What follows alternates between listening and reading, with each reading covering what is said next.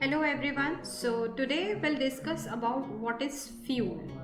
So let us go ahead with the title first and then we'll go ahead with the classifications and other thing. So what do we understand by fuel? It could be any compound which gives you energy, right? So whenever you use or see coal or any sample like oil, you call them as a fuel because you get energy, right? But what happens, why they give energy is nothing but when they react with oxygen, when you burn them. So on burning in presence of oxygen, they give you the heat, they give you some product, right? So if like carbon is present in the sample, it is going to react like this and it's going to release some amount of heat.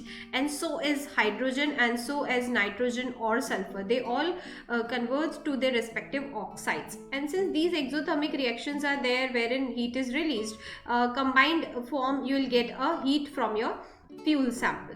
But the main thing is it is going to give you amount of heat, it is going to give you amount of energy, but that should be utilized somewhere. So if you're not able to extract this energy, store it and utilize it for profitable purpose, then that reaction or that compound cannot be termed as fuel. So that is the main thing, that any chemical or reactant which produces energy in such form that can be used for production of power is called fuel. So when coal you can say as a fuel, why? Because whatever energy is released, you are able to utilize that energy somewhere, maybe domestic or industrial purpose. That is why you call that particular sample as a fuel. So fuel is any combustible substance which on combustion with oxygen gives you energy which can be utilized profitably. Now coming to the classification, you may classify based on their physical state also, like solid, liquid and gas, based on their physical state, how do they look like. And the second would be based on occurrence, means origin, how do they occur in nature, are they natural, you may call them as a primary fuel, or they synthetic, you may call them as a secondary fuel. So natural or synthetic or primary or secondary, you may say. So now if I say if it is a solid fuel, by nature it is solid, but then natural, you may write an example like wood or coal are natural and they are solid. Similarly synthetic, charcoal and coke, and they are solid. So if I go by liquid, in liquid the natural thing which I get is crude oil, but a secondary you may call them as petrol, diesel, kerosene, ethanol, biodiesel, etc. But then petrol, diesel are nothing but the semi-synthetic type also, you may say, because you just use fractional distillation to extract these from crude oil only. But anyhow, on a broader range, you may say that they are synthetic. And so as with gas, you may call that the natural gas is like primary fuel, but secondary, you may say, CNG, LNG, LPG, they are all form of natural gas compressed to certain pressure or temperature. Here I may say that the water gas like COH2, producer gas CON2, coal gas which you get from burning coal or burning oil, that gas also enough has enough energy and you can utilize it, so you may call it as a fuel. So basically it is going to be classified on the two bases. First is state of aggregation and second is based on occurrence. Now obviously characteristics of good fuel are to be like we are going to use it for energy, so we need to look into that manner only. So the first thing we need to know is ignition temperature should be moderate. It could be neither like low or high, because if it is low it poses problem in transportation, if it is high it is time wastage. So the ignition temperature, the startup temperature should be moderate. Calorific value definitely has to be high, because this is what the energy which is released after combustion, and we are going to utilize the energy, so we are actually bothered about this only, so it should be high. Moisture content should be low. I guess you understand why, because if moisture is low, calorific value would be high. There is a direct relation, greater the moisture, lesser would be the calorific value. And moisture also poses problem, it increases the transportation, storage and handling cost and all. So overall moisture content should be low. Then non-combustible matter content should be low, because we want combustible matter more, because they are going to combust and give you the energy. Then overall cost should be low, I guess, no doubt in this point. Volatile product or smoke should be low, because those smoky flames or the volatile products means the gases which comes after combustion should be low, because they are going to pose threat to the environment. It could be polluted gases, and it could pose a problem, so it should be low. And secondly, which is escaping out from the combustion chamber, has not contributed to the calorific value. So what is the use of having that matter in the fuel? Then velocity of combustion should be moderate. Yeah, you have to take care that it should not be that fast, so that the incomplete combustion is taking place, and it should not be slow, so that there is no time waste and all. So time is money, right? So based on that, the velocity or rate of combustion you need to control, and it should be moderate. Then obviously less release of harmful gas, and it should be environment friendly. Then the transportation should be easy. Overall moisture and ash should be low, and carbon and hydrogen should be high. So there are certain other parameters also, like percentage nitrogen, sulfur, etc. But then I think these are the most important characteristic while selecting a particular sample as a fuel. So let us go ahead by the first one, which is a calorific value. As I said, it is the total amount of heat released. So it is the total amount of heat released on complete combustion of 1 unit mass of fuel. So if you take 1 unit mass of fuel, let's say 1 gram or maybe 1 kg, on combustion, whatever amount is heat released by the combustion of this unit mass would be the calorific value of that fuel.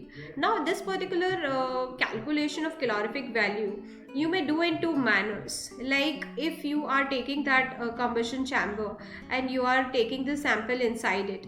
So now if you cover this sample, if you have a closed combustion apparatus or if you have an open combustion apparatus, so it makes a difference. What difference? Let's say if you have a sample and you are undergoing combustion for it, the gases steam will go up, but just because it is closed, it will come down back, it will condense down back. While in the second case, what happens is the steam will go up, and since there is no lid on the top, it will go away in the atmosphere. So what happens is, when it goes away in the atmosphere, that is known as NCV. N means net calorific value, L means low calorific value. It is the total amount of heat liberated when 1 unit mass of fuel is burnt completely. This definition is of calorific value. So this has to be common, right? Whatever amount of heat is released, that is calorific value. But what is NCV is when the hot combustion products are allowed to escape. In this process, where the hot combustion products are allowed to escape, whatever heat you calculate would be NCV. But in this case, when the product of combustions are cooled down, means they are condensing down. So I guess you remember there is one heat which you call it as a latent heat of condensation. So when the gases are going to condense down back, they release some heat which is known as latent heat of condensation. So that is why this value becomes high. So the another name is gross calorific value or high calorific value, because in this particular calculation, this amount of heat which is latent heat of condensation is also included. So if you calculate your calorific value, means if you calculate your total amount of heat liberated under this process, obviously it's going to be higher because it's going to include those latent heat portion. While if you are going to calculate it in this manner, the hot combustion products are going to escape, they don't come down, and they don't liberate the latent heat which is calculated in the calorific value calculation. So I hope now you understand what I'm trying to say is, you may say that NCV and GCV are equal provided you subtract that latent heat portion. So if there is no latent heat, then the GCV and NCV can become equal. Otherwise GCV would be higher because it includes that latent heat portion also. So now to calculate the units, like calorific value is high or low, yes, say, but then you have to represent it in terms of some unit, right? So we normally use kilocalorie kg or calorie per gram, but sometimes we use BTU, which is British thermal unit, and CHU, which is centigrade heat unit. What is that? Kilocalorie per kg would be the amount of heat required to raise the temperature of 1 kg of water by 1 degree Celsius. Calorie per gram would be amount of heat required to raise the temperature of 1 gram by 1 degree Celsius. BTU would be 1 pound, which is you like written LB. Amount of heat required to raise the temperature of 1 pound by 1 degree Fahrenheit. And here 1 pound by 1 degree Celsius. So amount of heat required to raise the temperature of 1 pound by 1 degree Celsius. I hope you remember 1 pound is like 453.5 gram, I guess. So around 453 gram. So you may convert this pound in gram also, and I think you can use this relation to convert these units. As of now, you may see that for solid and liquid you may use this unit, but for gaseous fuel you have to use cubic feet or cubic meter and like that. So now going ahead with how are you going to calculate. So if a sample is given to you, how are you going to know how much heat it is going to give you? So Mr. Dulong's have given one formula which is like HCV or GCV is equal to 1 by 100 8080C and like that. Now you may remember this formula also, but I would like to tell you how it has arrived. These C, H, O and S are nothing but the percentages of element: carbon, hydrogen, oxygen and sulfur, right? So let's say if the fuel sample, carbon is 90%, hydrogen is 5%, oxygen is 2% and sulfur is 1%, right? Okay, let's say 1.5%. Now the fuel sample contains this is the composition. Now you have to tell me ki how much GCV is going to liberate. How are you going to do? You have to use this formula. Now Dulong said that in order to find the calorific value, we have to first calculate their individual contributions and then we can add them together. So what does that mean? 8080 is calorific value due to 1% of carbon, right? So if I multiply it with the percentage carbon, 8080 multiplied by 90 can give me the contribution of carbon which is present in my sample, right? So due to 1 calorie per gram carbon, the value is 8080. What about 90? So you just have to multiply, and 1 by 100 is taken outside common because these all are percentages. Similarly, this 2240 is nothing but the standard calorific value due to 1% sulfur. So if I multiply it with the percentage sulfur present in the sample, I'll be able to get how much would be the contribution due to sulfur. Obviously 34500 is also a standard for hydrogen. So as per this method, we should multiply it with the hydrogen present in the sample. But you can see that it is not written here H only, it is like minus O by 8. So why this minus O by 8 has come is like you want to know how much hydrogen is available for combustion, because when already hydrogen is present in the sample and oxygen is present in the sample, they have a tendency to react. And I hope you remember that if they react, they are going to make moisture. So in the ratio of 1:8:9, they are going to react and they are going to make moisture. So let's say 5% hydrogen is present, 2% oxygen is present. So obviously some amount is going to react, right? So whatever hydrogen 5% is written, you cannot multiply it with 5 because 5 is not available for combustion. Out of 5, some of the portion is already reacted. Now what is that portion which is reacted is 1 by 8 of oxygen, because 1 part of hydrogen reacts with 8 part of oxygen to form 9 parts of water. So now obviously 1 by 8 portion of oxygen is hydrogen in water. So total hydrogen is 5%, but that is not available for combustion because some of it has reacted. Now how much has reacted, how much is already fixed in the form of H2O would be 2 by 8.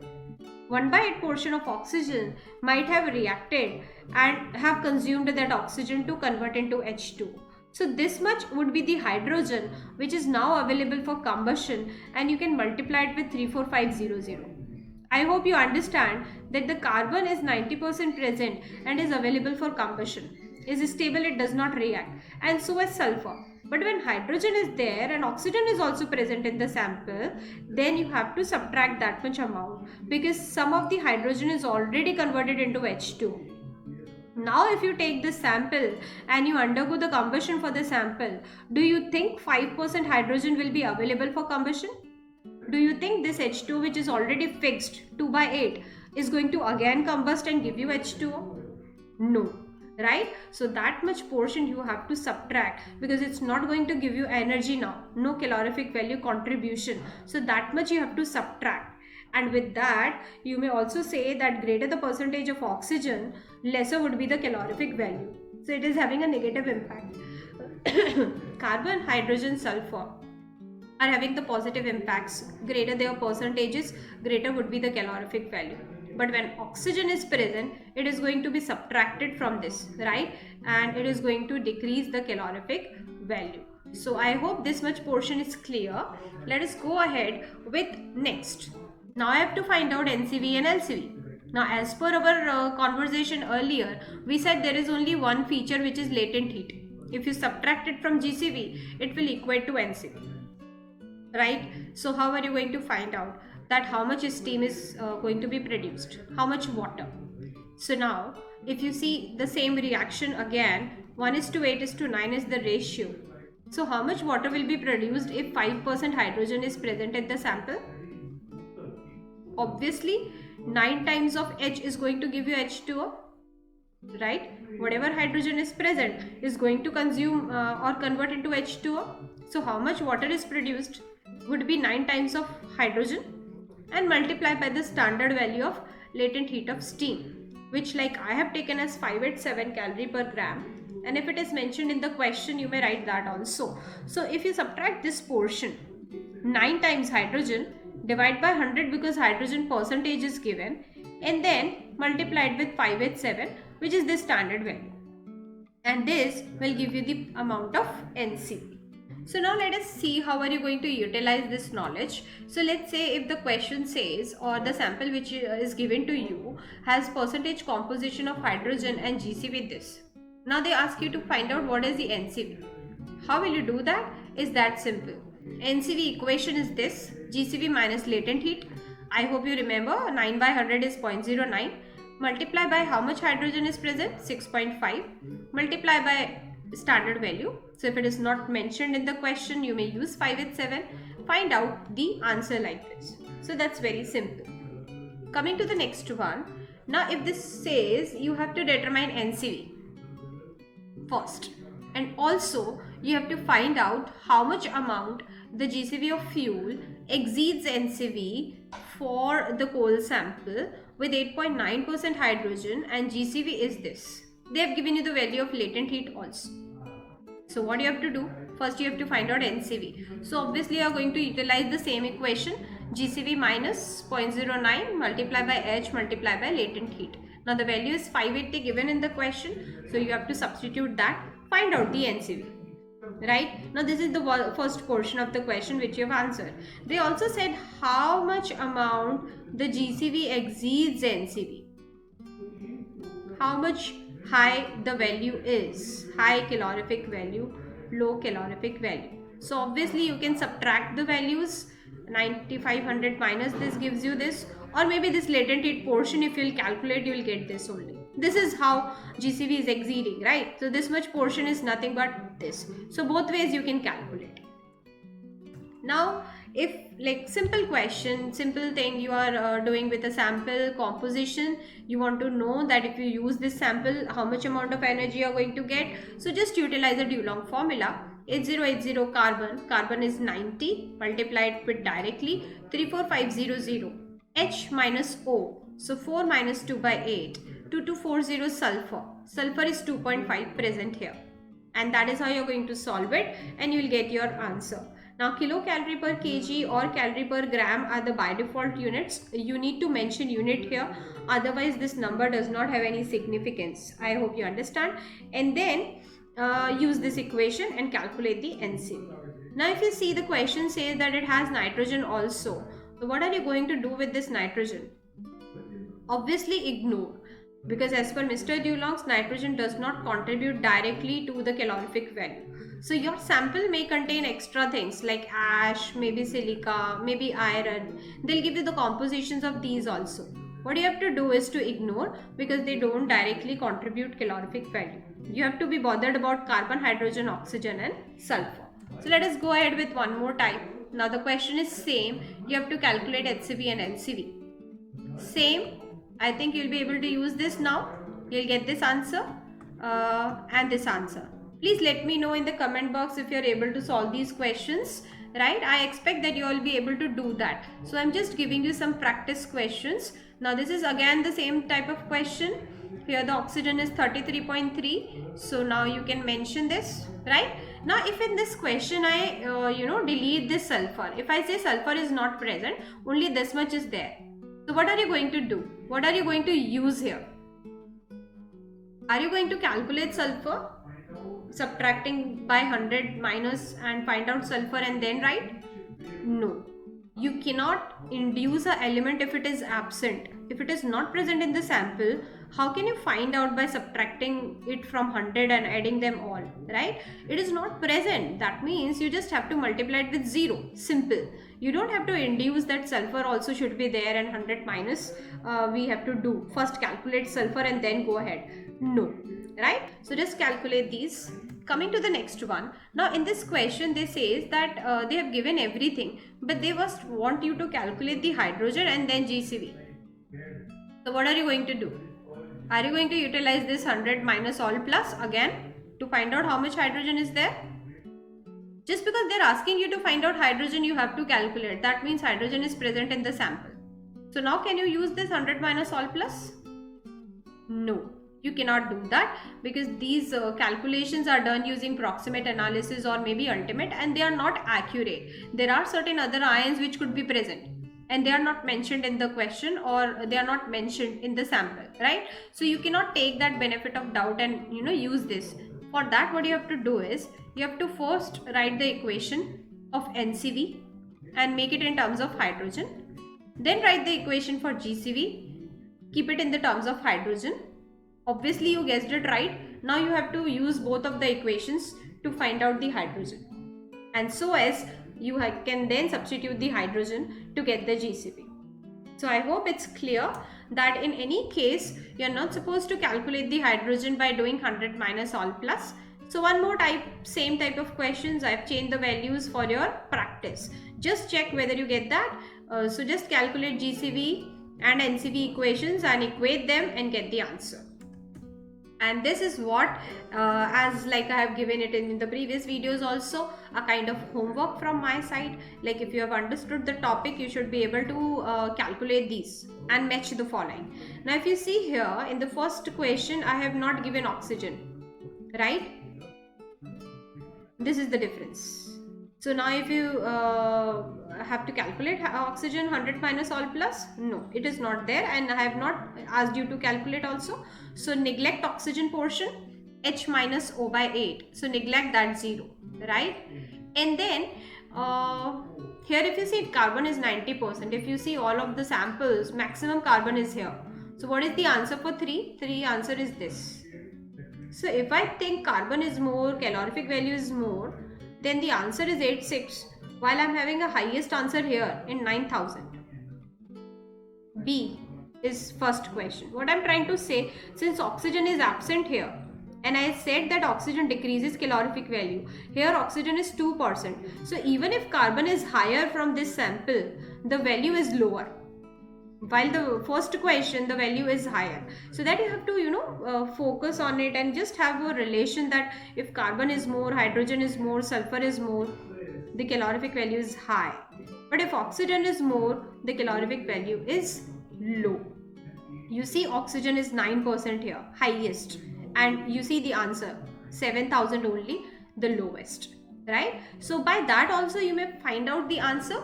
But then I think you can solve these questions and you can get those answers also. I have written at the end. So with that, thank you everyone for listening to the video, and do not forget to subscribe the channel, and do not forget to mention the comment. Thank you so much.